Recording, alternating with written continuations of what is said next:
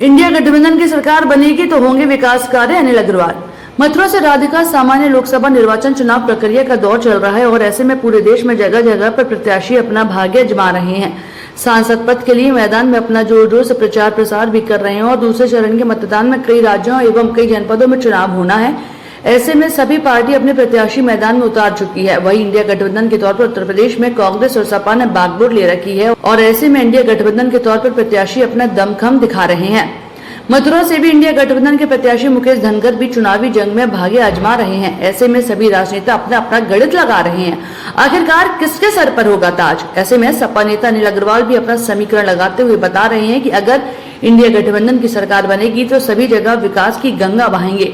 तो वहीं सपा नेता अनिल अग्रवाल ने विपक्षी पार्टियों पर कटाक्ष करते हुए कहा कि जीतने के बाद बाहरी प्रत्याशी दिखाई नहीं देते, जब स्थानीय नेता विकास कार्य अवश्य करेंगे। आइए सुनते हैं क्या कहते हैं सपा नेता अनिल अग्रवाल। पहले तो सबसे पहले आपके चैनलों को बहुत बहुत बधाई, बहुत बहुत शुभकामनाएं। मैं आपको बता दूं, प्रदेश में इस समय 63 सीटों पर तो हमारी सपा लड़ रही है, 17 पे कांग्रेस गठबंधन लड़ रहा है। दोनों गठबंधन की सीट 80 पर लड़ रही है, तो मुझे लगता है कि 40 सीट हमारी आने वाली हैं।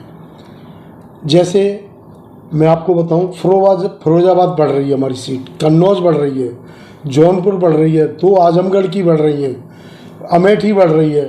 तो जब हमें ये पता है पिछली मुकाबले 10 सीट हमारी बढ़ रही हैं, तो हम निश्चित रूप से उन सीटों पर लड़ रहे हैं जहाँ हमारी मजबूती है और हम निश्चित रूप से करीब 40 सीट गठबंधन इंडिया गठबंधन जरूर जीतेगा, ये हमारा मानना है। माने कि अखिलेश यादव जी का क्या जो है वो आगे की जो है रणनीति रहेगी? देखो, अखिलेश यादव जी बहुत सच्चे और बहुत सुपर राष्ट्रीय अध्यक्ष हैं, मानने वाले, जानने वाले और गठबंधन में समझौता वाले हैं। यदि हमारी गठबंधन की सीट ज़्यादा आती हैं तो हम समझेंगे पूरे देश में अगर सरकार बनती है तो अखिलेश जी का वो रोल रहेगा जो आप सोच नहीं सकते हो। बहुत बड़ा दिल है इनका, बहुत बड़ी बातें इनकी और बहुत बड़ी इनका मानना है कि देश में इंडिया गठबंधन जीते और बीजेपी थोड़ी सी कमज़ोर हो। उत्तर प्रदेश में जितने प्रत्याशी उतारे हैं गठबंधन ने, कुछ ऐसे प्रत्याशी भी हैं कि काफ़ी लंबे समय से जो है संघर्ष करते आ रहे हैं, सेवा करते आ रहे हैं पार्टियों की, जैसे कि अनिल अग्रवाल जी हैं जी। तो क्या कुछ कहेंगे कि उनको मौका नहीं मिल पा रहा है? नहीं, मेरे को मौका मिला, मेरे जैसे कार्यकर्ता को 2022 में टिकट दिया गया और किन्हीं कारणों से उनका कोई दिक्कत रही होगी या उनके सामने कोई समस्या रही होगी तो उन्होंने काट दिया, इसमें भी मुझे आपत्ति नहीं। बट उन्होंने कम से कम मुझे समझा तो सही। मैं तो ये मानता हूँ उनकी बहुत बड़ा दिल है कि उन्होंने एक सीधे कार्यकर्ता को और विधानसभा का टिकट दे दिया, उसमें मुझे कोई तकलीफ नहीं हुई। विधानसभा में तो बहुत सी ऐसी बातें उनके सामने समस्या रही होगी, पारिवारिक समस्या रही होगी, कोई और समस्या रही होंगी, उन्होंने काट दिया, कोई बात नहीं। फिर भी हम कार्यकर्ता हैं और सच्चे सिपाही हैं सपा के। तो मथुरा की सीट को लेकर बात करें तो मथुरा की सीट की क्या उम्मीद रखते हैं? मथुरा लोकसभा की सीट हमारे बेहतरीन प्रत्याशी गठबंधन के मुकेश धनगर जी लड़ रहे हैं। पहली बार धनगर समाज को मौका मिला है जो 1.5 लाख वोटों का प्रतिनिधित्व करता है। यदि यही इनकी नीति रही तो निश्चित रूप से देखो, ब्राह्मण, बनिया, वैश्य, ठाकुर, इन लोगों को केवल ध्यान रहे तो उनके अलावा भी हमारा 70% वोट या 65% वोट अन्य जातियों का है।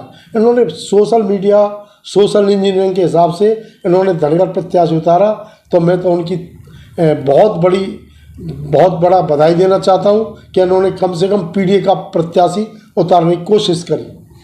मथुरा की छवि कैसी दिखेगी अगर जो है ऐसा चांस मिलता है मुकेश धनगर जी को? देखो, धनगर जी अच्छे आदमी हैं और धनगर जी को मौका मिलना चाहिए। यदि इंडिया गठबंधन जीतता है पूरे देश में तो धनगर जी की वो स्थिति रहेगी आप सोच भी नहीं सकते हो। धनगर हमेशा इंडिया गठबंधन बनने के बाद मथुरा की स्थिति बहुत अच्छी रहने वाली है, क्योंकि सरकार के हिसाब से हमारी लोकसभा की मथुरा की सीट मानी जाएगी। हारे जीते एक अलग विषय हमारा, बट बट धनखड़ जी निश्चित रूप से जब इंडिया गठबंधन की सरकार बनेगी उसमें बहुत अच्छा इन्हें रोल मिलने वाला है। जैसे कि भाजपा वाले कहते हैं कि अब की बार 400 पार का सपना साकार होगा क्या भाजपा का?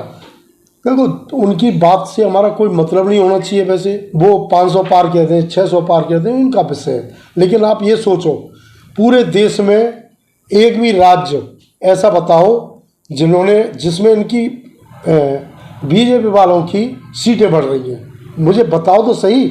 जैसे हिमाचल में 100% सीट थी इनकी, उत्तराखंड में 100% सीट थी, और आपके दिल्ली में 100% थी, राजस्थान में 100% थी, बिहार में 100% थी, मध्य प्रदेश में 80% थी, यूपी में 70% थी। तो ये बढ़ा कर रहे सीट, नाम तो बताओ कि साहब उस प्रदेश में बढ़ रही है। मैं उनके लिए मान लूँगा कि एक सीट बढ़ रही है। मेरी नज़र में हर प्रदेश में सीट तो घट रही है, लेकिन बढ़ किसी प्रदेश में नहीं है। आप सर्वे कर लीजिए। क्या इंडिया गठबंधन को आप बहुत मजबूत मानते हैं? हाँ, मानता हूँ मैं, क्यों नहीं मानता। इंडिया गठबंधन एक मजबूत गठबंधन है, और यदि ईश्वर ने चाहा तो निश्चित रूप से इंडिया गठबंधन की सरकार बनेगी। देश बात मथुरा की न करे, यूपी की न करे, पूरे देश की परिस्थिति ये कहती है बीजेपी के खिलाफ वोट जा रहा है, बीजेपी के 5-7% वोट कम होने वाला है, और हमारा इंडिया गठबंधन का वोट बढ़ेगा 100%। इंडिया गठबंधन की अगर सरकार बनती है तो प्रधानमंत्री के तौर पर जो है किसका चेहरा जो है देखो, ये बहुत बड़ी बात कह दी आपने। इंडिया गठबंधन जब बनेगा तो उसमें से ही चेहरा निकलेगा। आप एक बताओ, आप मोदी जी आज से 2014 से पहले मोदी जी को कोई प्रत्याशी मानता था? अचानक निकल के आए। ऐसे इंडिया गठबंधन में बहुत बहुत योग्य व्यक्ति पड़े हमारे, और कई ऐसा नहीं है कांग्रेस से बने।